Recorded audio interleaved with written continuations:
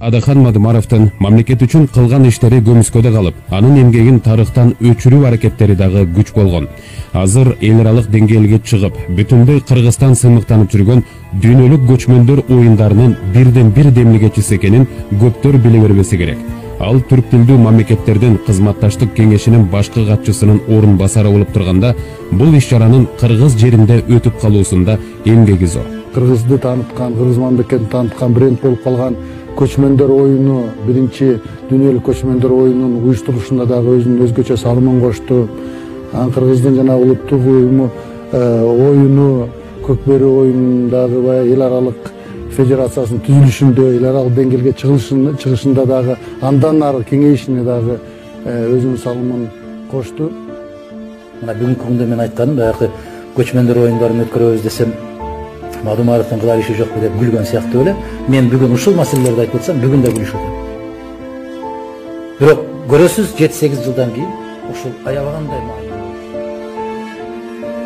балык башынан сатылган, биздин мамлекетте балык башынан сатылган, ошол башы тазаланмайынча эч качан бул коррупциянын куйругу бүтпөйт.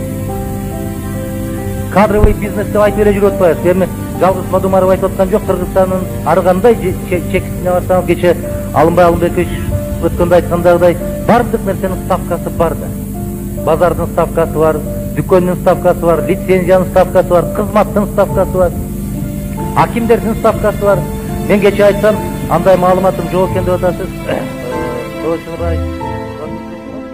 Биз чырылдап аткан менен кийинки бала чаканы ойлошубуз керек. Эмне алып калып атабыз? Бир кирпичтен түзген бүт короо сарайлардын баарын Алпек Алымкович менчиктештирүү эти болуп калса ушул жакшы болот бизге. Анан гүлдөп өсөт деп олтуруп менчиктештирип, тыйынга менчиктештирип олтуруп, анан бүт баарын талкалап, кирпичин кирпичтей, шифирин шифирдей сатып, ошол жерде жыргап жатып калып. Мына ошону докем сурап атат, кандай эле деп. СССРдин скелети деп айтам мен ошону.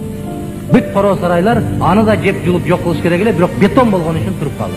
Аны да чагып ичиндеги зымын алчы Кытайга сатып атабыз. Металл кылып. Калппы, жалганбы? Же Кыргызстанда болбой атабы мындай көрүнүштөр? Болуп атат. Демек кеп бийликте эмес экен. Кеп элде экен. Мына ата-энеңер Актала районунда кимге чуркашты? Парламенттик шайлоодо, президенттик шайлоодо кимге чуркашты? Баарыңар билесиңер. Эмне үчүн? Баракелде, мына акча берди. Жээнбеков мынчадан берип атат, Бабанов мынчадан берип атат. Чурка, бөл. Силерди бөлүп деле койсо керек, Сен баарын бир жака чуркап алып, эмне болбогула, бөлүнүп барып акча тапкыла деп. Ошол кыздарым менен, жигиттер, балдар, ошонун баары арам экенин билеби? Билбейт. Билбей калды, арам. Керемет сөз бар да. Баарын жагам деп өзүмдү жоготуп алдым. Өзүмдү жагам деп жалгыз калдым. Сөз керемет сөз. Мага ушунчалык катты таасир кылат сөз. Анан таразага коесуң. Баарын жагып жашагым келеби? Же өзүмдү таап жашагым келеби?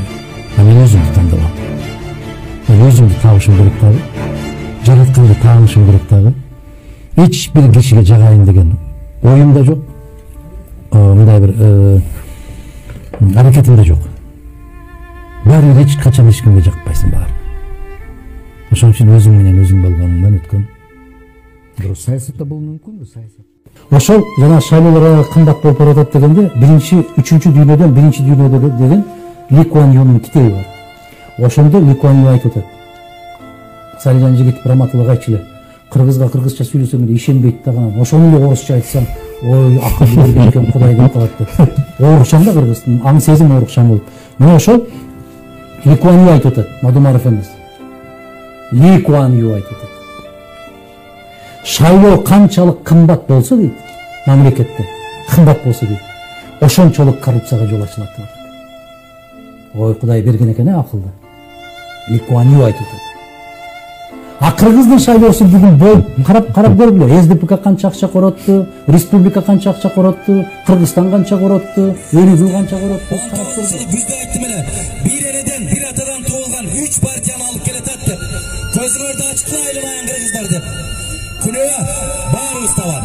Неге? Мына ошол бийлик тараптарыбыз бийлик менен каршы күрөшө тургандарда идrak баштарын бириктире албай койгон шорду кыргызбыз биз. Ар бири кокту колоптон көчкөй чыгарган кыргызбыз биз. Эл билимдикте болуш керек эле. Эл мыштымдай түйүлүшү керек эле. Бирок ачык айталы, саясатчылардын дагы койнундагы котурташтары бириктирген жок бизди. Биз мыштымдай түйүлмөйүнчө дайым бийликтин жеми болуп келебиз. Көзүбүздү ачышыбыз керек, ойлонушубуз керек, толгонушубуз керек. Мына ушул канчалаган акча менен сатып алган жогорку кеңеш мен сиздерге айтайын, эч качан кыргыз кызыкчылыгына кызмат кылбайт.